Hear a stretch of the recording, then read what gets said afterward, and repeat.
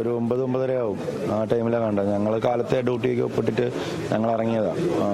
മഴ ഇന്നലെ നല്ല മഴ ആയതുകൊണ്ട് ബ്ലോക്കും അടവൊക്കെ വരും. അതൊക്കെ മാറ്റാനായിട്ട് ഞങ്ങളുടെ നിർദ്ദേശം ഉണ്ടായിരുന്നു. കാലത്തെ എച്ച്.ഐ.ഡിയും നിർദ്ദേശം ഉണ്ടായിരുന്നു.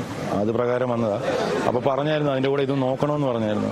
മൊത്തം നമ്മൾ നോക്കി വഞ്ചിരുന്ന് കയറി വന്നതാണ്. വഞ്ചിരുന്ന് അപ്പോൾ അവിടെ സ്കൂബ ഡൈവേഴ്സും കാര്യങ്ങളൊക്കെ ഉണ്ടായിരുന്നു. ഞങ്ങളൊരു 4 പേര് ഇറങ്ങുന്ന തങ്കോ ഞങ്ങൾ ഇറങ്ങിയത്. അപ്പോൾ അവർ വന്ന് ഏകദേശം പ്ലാമൂട് പാലത്തിൽ നിന്ന് തകരപ്പറമ്പിൻ്റെ ഇടയ്ക്കായിട്ടാണ് ഇത് കണ്ടത്.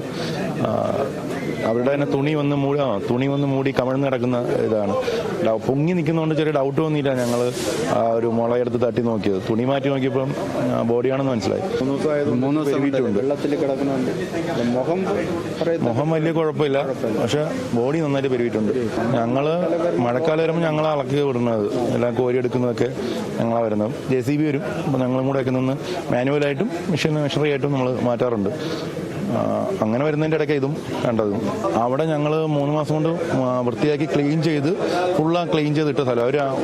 ഒരു മാസം മുമ്പേ അവർ ക്ലീൻ ചെയ്തിട്ട് അതിനുശേഷം ഷട്ടർ ഇന്നലെ നമ്മൾ ഒരാഴ്ചയാവും നമ്മൾ പിടിച്ചിട്ടിട്ട് ആ ഷട്ടർ പിടിച്ചിട്ട് കാരണം ഇങ്ങനെ പറഞ്ഞാൽ തട്ടി നിൽക്കാനായിട്ട് അതിൽ വന്ന് നിൽക്കുന്നത്.